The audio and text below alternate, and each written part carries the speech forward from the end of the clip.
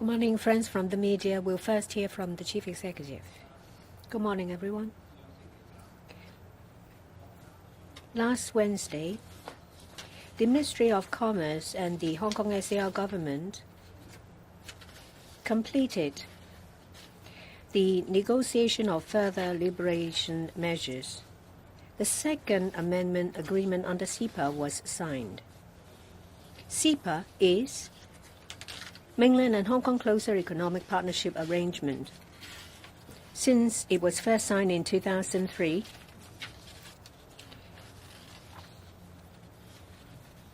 the door to access mainland market for various service sectors has been opened. Over the years, CEPA has been improved and enhanced over the years, taking into account changing in situations. This agreement was led by the Ministry of Commerce, supported by the Hong Kong Macau office, involving over 30 ministries and commissions. We have adopted an approach on problem-led overcoming various difficulties to provide for support measures for various service sectors. I thank the government of the Central Authority for their support and the support from the Hong Kong and Macau office, as well as ministries and commissions. They have accepted Hong Kong's proposal for further liberalization measures. This is now the golden era for closer cooperation between the mainland and Hong Kong. Under the amendment agreement on a number of service areas, there are further liberation measures. Hong Kong enterprises and professionals can have better access into the mainland market. Majority of these measures apply to all of mainland China. There are some that will be implemented in the 9 cities in the GBA. Hong Kong greatly benefited under the amendment agreement, mainly over 3 areas. A number of areas where Hong Kong enjoys a competitive edge have received liberalization measures, including motion pictures. When there is a quantitative restriction on Hong Kong people participating, the restriction has been removed. Restrictions in relation to imported dramas produced in Hong Kong is also lifted. And on tourism, the 144-hour visa-exempted policy for foreign group tours entering Guangdong from Hong Kong has been increased. And there are also facilitation measures for travel agents. This helps in relation to multi-destination in Hong Kong. Under financial services, there is the removal of asset requirements of not less than $2 billion as at the end of the most recent year for Hong Kong financial institutions investing in shares of insurance companies. This will enhance their access into mainland insurance markets. There are also facilitation measures in relation to innovation and technology to enable Hong Kong enterprises to develop and invest in China. Under the amendment, there is also the addition of allowing Hong Kong invested enterprises to use Hong Kong law and allow Hong Kong invested enterprises to choose for arbitration to be seated in Hong Kong. That means Hong Kong invested enterprises can adopt Hong Kong law in relation to laws and to use Hong Kong as the seat of arbitration. This will provide more flexibility and convenience for enterprises. And there are also measures to attract talents from all over the world to enter mainland through Hong Kong. The new measures apply to a number of service sectors. There is also the removal of period requirement on Hong Kong service suppliers to engage in substantive business operations in Hong Kong for 3 years. There is no restriction on cash flow. That means Hong Kong entrepreneurs or entrepreneurs from other places in the world that have a foothold in Hong Kong can access mainland markets. Overseas enterprises can, through the branch established in Hong Kong, can enjoy preferential to access the mainland. In fact, there are a number of enterprises from US, Asia, and America benefiting from CEPA signed in 2003. They have set up branches in Hong Kong and used these branches to access the mainland market. Say, for example, goods manufactured in Hong Kong imported to the mainland will see savings in tariff. There are also facilitation measures covering engineering, plastic manufacturing, and financial services in relation to application of permits. Over the years, Hong Kong has seen its competitiveness improved in goods and services.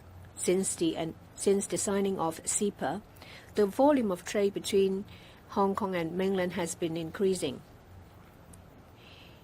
Overseas investors has increased their number of foothold in Hong Kong. The number has increased by 67%. As at the end of last month, there are 2,000 enterprises that has been recognized as service suppliers under CEPA. 3,400 supplier permits has been approved.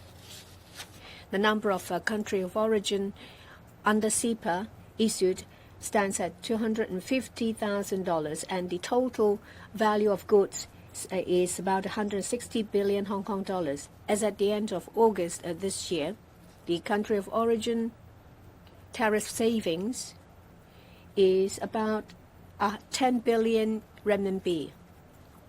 Over 160 service sectors on the mainland, over 153 of them have opened to Hong Kong. This is over 90%. I'm very glad to hear from different quarters in Hong Kong, including chambers of commerce, legislators, as well as representatives from service sectors, expressing their welcome towards the amendment agreement. This agreement will come into effect on the 1st of March next year. Policies and departments will do their work. They will explain the agreement to various sectors and provide assistance. Tomorrow, I will deliver my third policy address.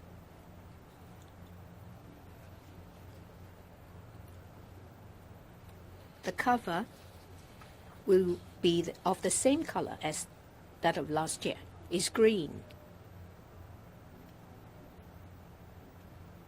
This signifies the continuity and relevance of the government. Green also signifies harmony, energy, and prosperity. It shows that Hong Kong is moving from stability to prosperity, and this is a time for us all to shine. The theme of the policy address this year is that we will work together for reform and for the betterment of people's livelihood in the future. I have also compiled an addendum of the policy address.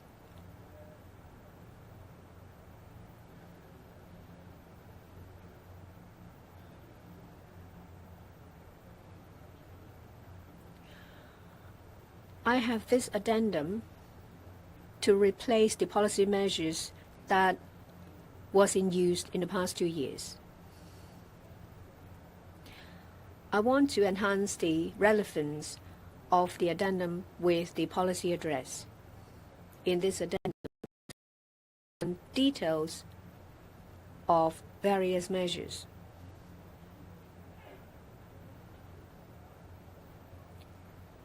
I want to use this addendum to replace policy measures to enhance the relevance and interconnectiveness between this document and the policy address.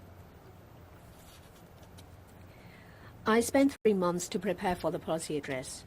I have had over 40 sessions of consultation organized. I reach out to different districts to talk to members of the public to listen to their views. I have received different comments on various occasions. These are in the form of letters, emails, and social media. We have altogether received 9,500 submissions. I thank everyone who has sent me their comments.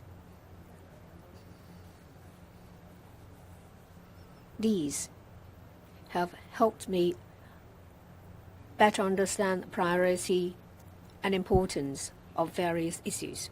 The government will make use of the philosophy of the policy to implement measures. I believe that if we work together, seize upon the opportunities to work towards reform and development, we will be able to scale new heights and build a better future for our people. Thank you.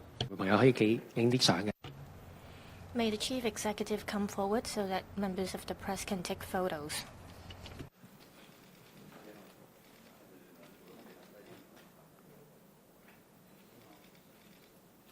Okay. 好，前面嘅嘢先，唔該。Photographers from the front row. 好，或者右邊睇右邊嘅傳媒朋友。Members of the press on the right.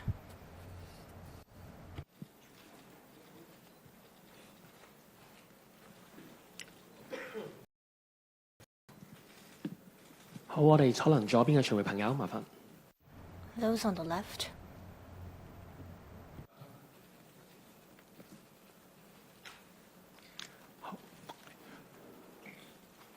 好，麻煩中間可能上面嘅記者朋友，唔該晒。Those in the middle.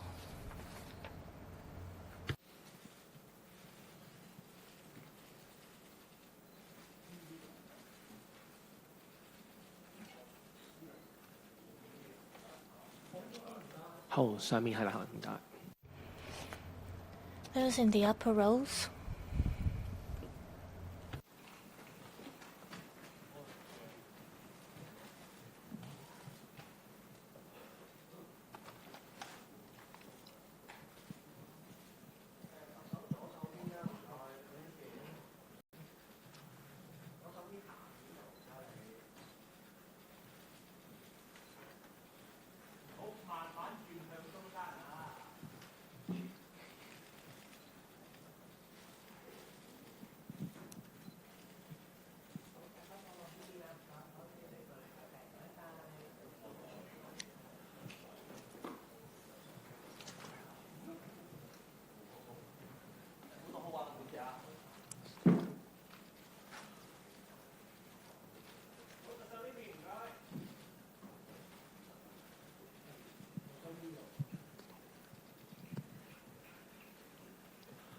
好啦，咁樣傳媒朋友都差唔多啦，唔該，係啦。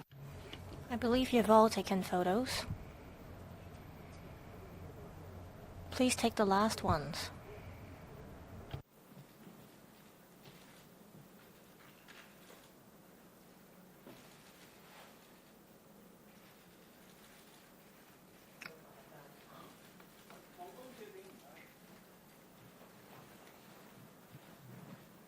好，麻煩咁多位傳媒朋友。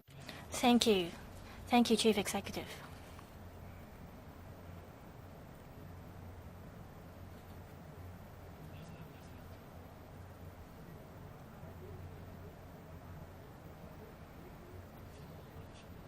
We'll now open the floor to questions. Those who are interested in posing questions, please raise your hands. Please let us know the organizations you represent, and please ask no more than 2 questions. The lady in the last row, please.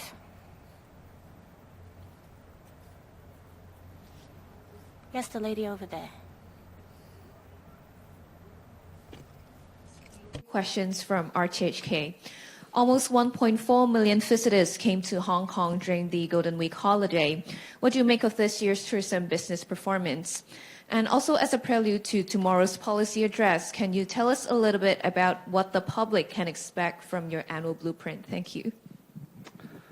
I'm very glad that the Golden Week, it was full of happiness, it was full of enjoyment. Both people of Hong Kong and also a lot of visitors visited Hong Kong, and they enjoyed a good time. And I thank my colleagues for organizing a lot of activities, and I also thank a lot of representatives from organizations and districts organize a lot of activities. There were altogether over 400 activities for people to enjoy, and there were a lot of offers as well, so as to allow everybody to have a good time. The visitors from the mainland actually showed a good increase. There were altogether, during the 7 days of the Golden Week, a total of 1.22 million visitors from the mainland, which means on average there were over 170,000 visitors. And it was up 27% compared with the Golden Week last year. And it was also an increase of 13% compared with the Golden Week in May. Well, some figures actually showed how intensive the activities have been. Well, there were, first of all, over 1,000 mainland tourist groups visiting Hong Kong. The actual figure is 1,050. 80% of these tour groups actually stayed overnight. The firework display attracted over 330,000 people, and everybody had a good time. And all those who attended were very complimentary of the display and also the arrangement. One of the major events in which the government sponsored cinema goer half price so that they can enjoy a good time, it attracted about 190,000 people visited the cinema, which was an increase of 22% compared with last time. The LCSD's museums and also art space were opened to people for free, so there were 60,000 visitors. A lot of public transports also offer free rides or discounted rides, so the people who enjoy all these special offers took the transportation. They amounted to 4.43 million people. The catering business was doing quite well because the associations has indicated that there were about 2 billion business over the Golden Week, which was a 5% increase. A lot of representatives from different sectors and different businesses have indicated that during the Golden Week there were a larger number of visitors, customers, and also there was increase in the business turnover. I thank my colleagues, particularly those involved in the boundary control points, transportation arrangement, crowd management, and all the different activities they organized. And this collective efforts between the government and different sectors of the community, I think did very well to ensure that this special National Day and the Golden Week was a very enjoyable time for everybody. I'm glad to see that this enjoyment were shared by both local Hong Kong citizens and also visitors from different parts of the world. Although the whole thing have gone on smoothly and a lot of activities have been enjoyed, we will, of course, still look at the whole arrangement to see whether we can make it an even bigger success next time. As regards the policy address, I thank you for the interest. And I know that everybody is very keen to know about the contents of the policy address. But I think I have told you the theme of the policy address, which is we will reform for development and building our future together. And so I think that is the sum up of the policy address, which I will announce tomorrow in LegCo. Thereafter, there will be a series of media interviews. There will be a press conference in the afternoon of tomorrow. And there will be also some collective media interviews the same day, tomorrow, thereafter. So I thank you for the interest and attention, and you will know everything when I announce it tomorrow. Thank you. 好，下一條提問，右手邊綠色衫嗰女記者。 The lady in green, I'm from TVB. I'd like to ask, tomorrow is policy address. Can you give us some hints? How long will it be? What are the key areas? Second question, in relation to mass death of monkeys in the botanical and zoological gardens, so far 9. In relation to the interdepartmental working group, what's the conclusion they have drawn? What are the measures to tackle that? I will first answer questions in relation to the death of monkeys in the gardens. So far, 9 animals have died. 1 is under observation. Yesterday, the Secretary for Culture, Sports and Tourism chaired an interdepartmental meeting to listen to the briefing of the incidents, and he's heard from the LCSD, Department of Health and relevant parties. We have to first contain the problem to stop it from spreading.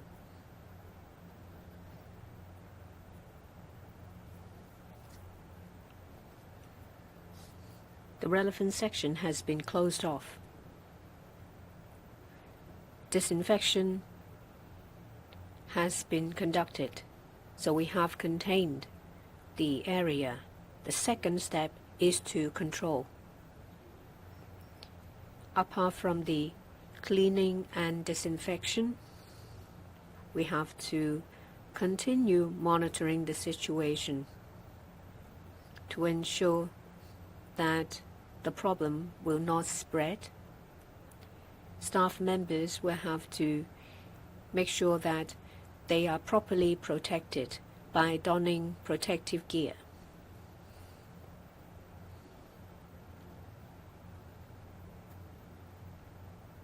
As I said, we will monitor the situation. Thirdly, we have to look into the cause of death of the 9 animals, including toxicology investigation as well as autopsy.